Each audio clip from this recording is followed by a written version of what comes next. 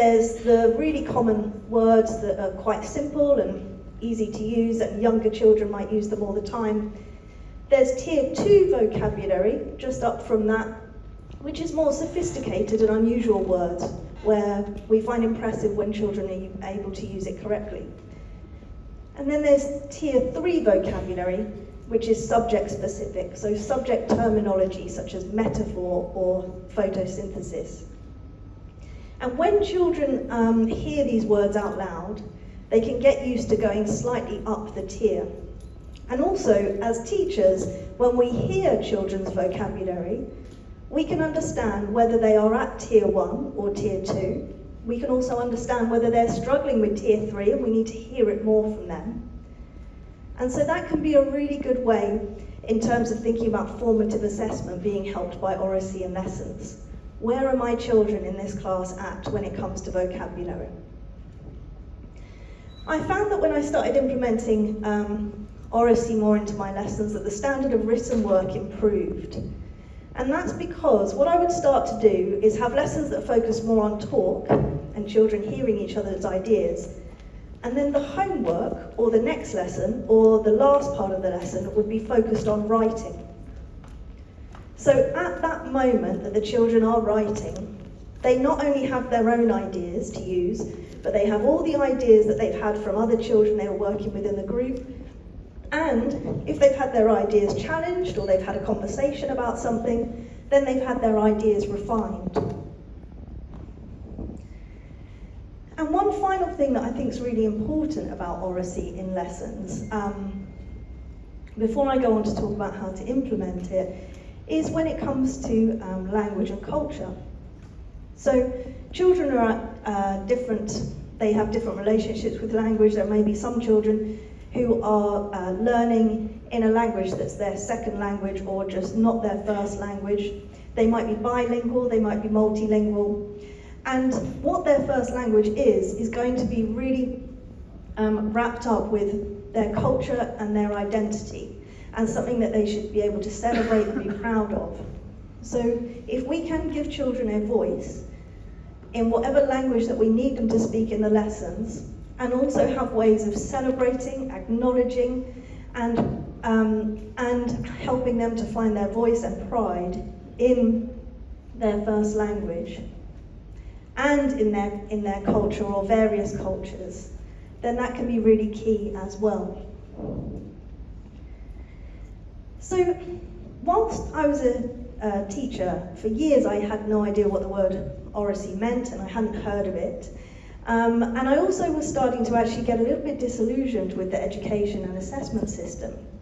And this was at the time when Finland seemed to be at the peak of its reputation as being world leading and a world-class education. And I thought to myself, well, what are Finland doing? What is it that Finland's doing to make them world-class education?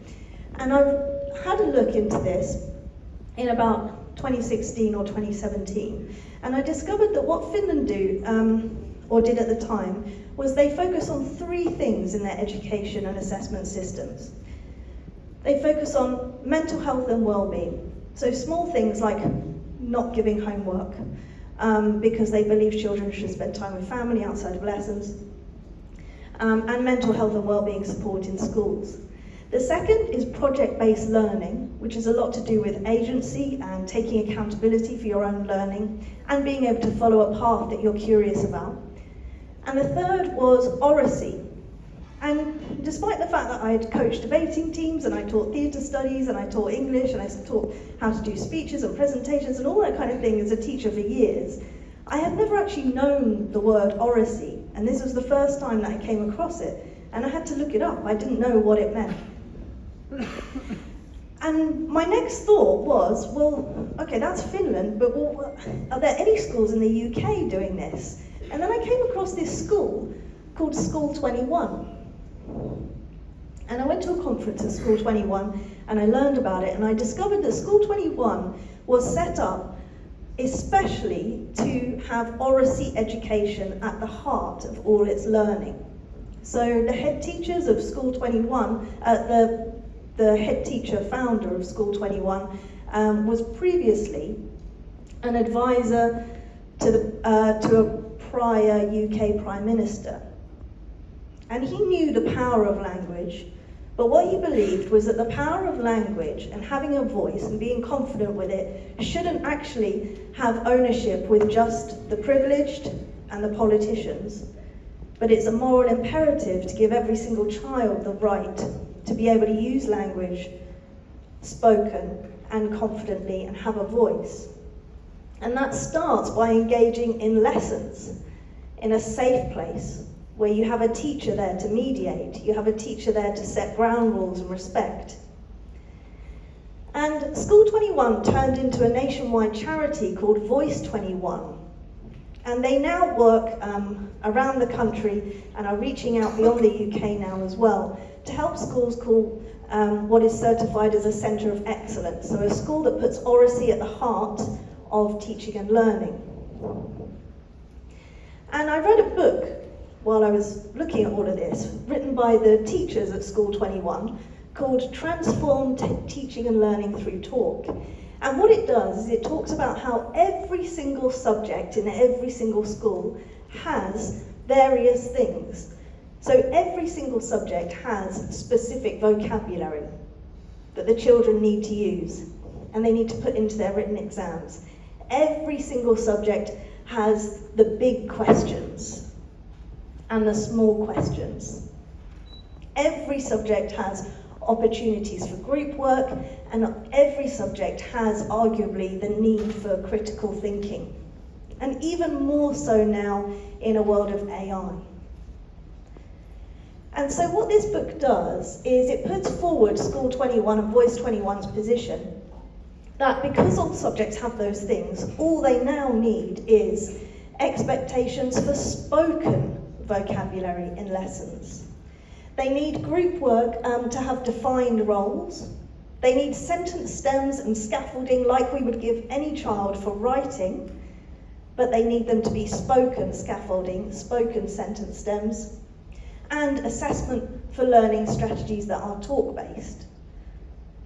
So I took all of this to my school at the time, and I was really lucky to have the senior management really supportive of it, and they let me implement it in the classroom. And the first thing I did was start with an ORACY framework. The ORACY framework was developed by School 21 and Professor Neil Mercer. This is a picture of Professor Neil Mercer at one of our Cambridge Schools conferences. Professor Neil Mercer grew up with a speech impediment, and he had a speech and language therapist that helped him with this. But what he was also given at a very young age was really low expectations of what he could achieve. And that's because the way that he communicated verbally was seen to be a representation of what his ability or potential would be in written work too. But Professor Neil Mercer is now the world-leading expert in ORACY. And he put together with Voice 21 an ORACY skills framework. So the first thing I did when I introduced ORACY in my school was I gave every single teacher a copy of this framework, and they were able to put it up in their classrooms. Every single lesson they could use the framework to assess and do formative assessment, peer assessment, group assessment of 4 strands of ORACY. And this might be when children are giving a speech, or when they're working in a pair or a group, or maybe in science they're presenting results. And you can think about which strand would be best to focus on, or strands. The 4 strands are physical. When children talk in lessons, are they speaking clearly? Are they using gestures? Are they showing confidence? Are they making eye contact?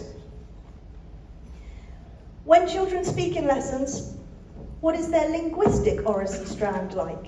So are they using the correct vocabulary? Are they using well-chosen vocabulary that's well judged? What is their cognitive strand like with their ORACY skills? Are they structuring their ideas properly in their heads before they speak them out loud? And lastly, what are their emotional and social skills when they are talking in lessons? So are they being kind and considerate to others? Are they being sensitive with their language? Are they making others feel welcome, feel safe, and allowing them to speak? And there's various different ways and opportunities for a teacher or peers or the children themselves to assess these kinds of skills or put down examples of when they're doing it or what they've done. So when I introduced all of this to my school, St. Bede's, years ago, after doing all of this research, we found a few things, and this is only anecdotal, but this was something that created a real buzz around the school, and it created an ORACY movement. So within a few weeks, after all staff had 1 hour training on ORACY throughout the school day, we also had 700 house points being awarded just within a few weeks. So this went up by thousands and tens of thousands over years. And that's because the senior management had said we can put ORACY on the central awards system. So children, if they say something kind to another student, or if they use good vocabulary out loud, their teacher can press a button and they get a house point for that. We also had every single staff member suddenly knowing what ORACY meant. So the term itself was actually coined deliberately, because in the UK we have such focus on the terms literacy and numeracy. The word ORACY was deliberately coined so that it can sound more on par. Every staff member had the framework displayed in their classrooms. Staff reported anecdotally, but the behaviour was better, that group focus was better, and that there were children more actively listening. We had quieter students being encouraged because teachers were conscious of them. So they would gently encourage them to answer a question or contribute.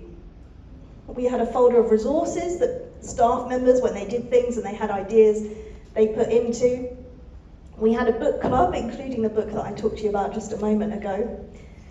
And for the very first time in our school, we had a group of students that took part in the Model United Nations competitions. And lastly, we had a teaching and learning group with a group of teachers who were all focused on sharing ideas about how ORACY can be implemented in lessons. And my favourite moment of all of this movement was when I gave a student a house point, and he was a student who always got in trouble for talking. He was always in trouble, he was always known as really naughty, and he said something good in class, and I said, I'm going to give you a house point for ORACY. And he said to me, wait till I tell my mum I got a house point for talking. And I just really loved that. One thing, I'm saying all of this about how great it is to have good talk and ORACY-based activities and lessons, but I'm also speaking as a former teacher who knows that teaching is really stressful. We do it because we love it. It's a stressful job, it's hard work, you have a lot of marking to do, it takes a lot of physical and mental energy, and I think that when teachers want to engage in professional development, it's really important not to shove things on them and say, well, why don't you do all of this stuff as well as the hard work and the hours that you're already doing? So one of the great things I found about implementing ORACY skills more in lessons was that something like this. So this is a slide that I would have in so many of my exam lessons when it came to studying literature for the exam. And this is a slide that would take quite a long time to put together, and I'd think about it really carefully, and then I'd use it year on year, and I'd adapt it for different topics and different books. And when I started implementing ORACY in lessons, I changed nothing about that slide. I didn't change anything. That would still be in the classroom, but I would want children in groups to speak out loud points and evidence. I'd want them to use those sentence stems out loud, and I'd want to hear them as I walk around listening to group work. And when I give them vocabulary lists, some generally for essays and some as subject terminology, I would, instead of wanting them to write them, again, I'd want to hear them out loud.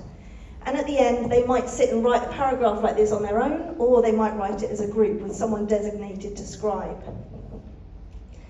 And the other thing that I was already doing, and many teachers are, is using Bloom's taxonomy. So thinking about whether we want children to analyse or evaluate or comprehend or synthesise. And Bloom's taxonomy also offers some really good sentence stems, because whatever skill the children are doing, the vocabulary they use is going to represent what skill they're putting forward. And so that's really useful as well in lessons. But the key thing is that I always feel as though if a lesson wants to have effective communication from the children in their group work or in their paired work, we just need 3 things. And these are probably things that everybody here already has in their lessons all the time. One is a really clear learning objective, or really clear understanding of what the task is. The other is sentence stems. And also group roles are really important too. For years, I would just put children in groups and then I'd want them to do the task, and afterwards I'd evaluate the good things and the bad things that happened from that. But when I started researching ORACY, I found so much of a focus on group roles that it meant that children were active, and you didn't have children who were quiet or left out, or children who were louder to dominate. I also found that defined group roles were really helpful for children who had English as a second or third language, and that having them in a group of 3 rather than a bigger group where they might get left out a bit, or a smaller group where they might find it quite intense, but a group of 3 with 2 other children who are good role models was really, really helpful. And lastly, the key vocabulary and the terminology that we want children to use in their written work is really good to have them use out loud as much as possible. And I also found really quick swaps can be done. So maybe you have a talking activity that you always do in lessons and it's really successful. A written activity, and that can be swapped and be a talking activity instead. Maybe what children can do for homework is research or prepare something and then present it the next day. And then there's other different ideas, such as having a child maybe teach other children a word in a different language, or perhaps even just have, with the teacher monitoring it, one of the children taking the register instead of you, just so that they're using their voice out loud and it's low stakes. I also started thinking during this ORACY movement about group seating, because I would often have difficulty thinking about how to have the perfect desk and chair arrangement in my classroom, and sometimes it does take you sort of sitting in that chair and looking forward and picturing to understand what it might be like. But things like circles or being able to move chairs around or move desks out of the way sometimes can be really, really helpful for creating an environment more conducive to talk, or more conducive to a sort of democratic atmosphere as well. Clearly defined group roles can be used in every single lesson, and you can say to children, I want you to be the clarifier. I want you to say nothing during the group work, but I want you to be the summarizer, so you're the one who's going to present everything afterwards, so you have to actively listen. And making sure that children understand those roles. And that everyone sometimes has the role of ideas contributor. And sometimes I'd be creative with those roles and give them roles that they could really be proud of and present them to the children in a way that showed them the responsibility that they had in the group. I would always use sentence stems for things like poetry, and then I started using those instead as spoken sentence stems. But as well as sentence stems we use for our subjects, we can also give children sentence stems that just show really good ways of conducting debates and discussions in class. So a polite way to disagree with someone, or maybe saying, I agree with Sarah's point because, or I'd like to build on what Thomas said, and then saying something further. And at the heart of all this, it's really, really important that group roles are established. And what's really great about young people, no matter what age they are, is that they tend to be really good at coming up with social rules. So if you ask them to come up with the rules, then it means they can be invested in those rules even more. And if you ask children, we're going to be talking more in lessons, what do you think is an important rule? They say all the right stuff. They will say, we don't think that people should interrupt. We don't think that you should make fun of someone else's point. And so they can put those rules together and be invested. And there's loads of examples of rules and respect that people can use. Now, what's really interesting in the UK is that we are seeing a change now in how ORACY is being treated in our education system. So it's gone from something that people didn't really know what it was or think about it, and it's maybe arguably left out of assessments a lot too. But the new government that we've got has started having a focus on ORACY, and this began with an ORACY Education Commission. where various institutions, including ours, were asked to come up with reasons and ideas why oracy was important in lessons. And this was put forward to the government and is now continuing to be used to advise on our education. We've also had a new appointment in government. So there is an education advisor in government at the moment who was a head teacher from School 21. And that's a really good sign. And the idea is that oracy in schools consists of three things: learning to talk and listen and communicate, learning through talking, listening and communicating, and learning about talking, listening and communicating.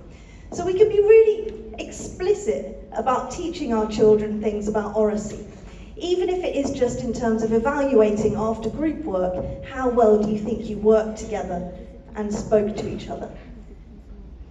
One of the hard lessons that I had to think about when I started learning about oracy is how well I listened. And it turns out I've had a lot of problems with listening, even though I thought I was a good listener for a long time. But actually, for a long time, and still now, unfortunately, sometimes when I'm in a conversation with someone, I've got so many things going on in my head, I'm not listening to them properly. Especially if I'm in a conversation where I might be worried I've said something that might have come across the wrong way, and then I'll just be thinking about it and not listening to anything else they said. Or I'll be just worrying about general things in life that are just in my head that I can't get out while I'm trying to listen to a conversation. Or I might be listening and interpreting what they're saying in the wrong way. Or I might just be really passionate about the conversation and I can't wait to get my point across. I can't wait to say my next thing. So I'm thinking about that more than I'm listening to them. And once you're conscious of that, it's really, really helpful in conversations to kind of say to yourself, you know, you need to listen carefully because it's easy for us all to make that mistake, and especially with children, all the things they've got in their heads as well. And one really good analogy I read in this book, The Talking Revolution, about listening, was this idea that sometimes we listen with jackal ears, so wild dog ears. We're listening out for criticism. We're ready. We're on guard. We've got our defences up. And other times we listen with our giraffe ears. Now, I'm not a biologist, but apparently the giraffe has the largest heart in the animal kingdom because it has to be so strong to pump blood all the way up the long neck. And so if we listen with our giraffe ears, we're listening for emotional needs, we're listening with compassion, we're listening with patience. And why is this so important in today's society? Well, it's because, first of all, our assessment system means that you can have children go through years of schooling and they could even get really good grades and they could still leave school not knowing how to talk, or not knowing how to listen, or not knowing how to conduct themselves in an interview for a job.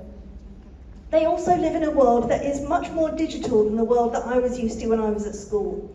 They have a world where there's lots more ways to make it easy to not have face-to-face communication, and where arguably we can also have very polarised and divisive communication online. This is part of the reason why at Cambridge we've developed a new guide on getting started with AI, where we've explained really clearly our messaging around AI being that the teacher and the human being and the student and the learner always comes first. That face-to-face dialogue, that critical thinking, that way of collaborating, and that way of being face-to-face in a learning environment has to always be much more important than AI, and that AI can be there to enhance rather than replace.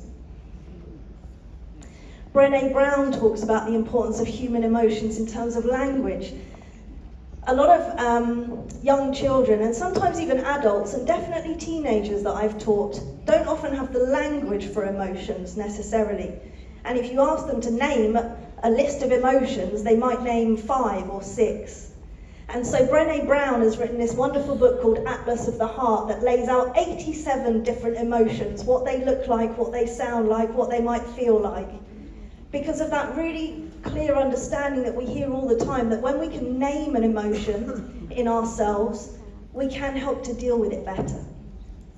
And we can help others too if we listen out for those emotions.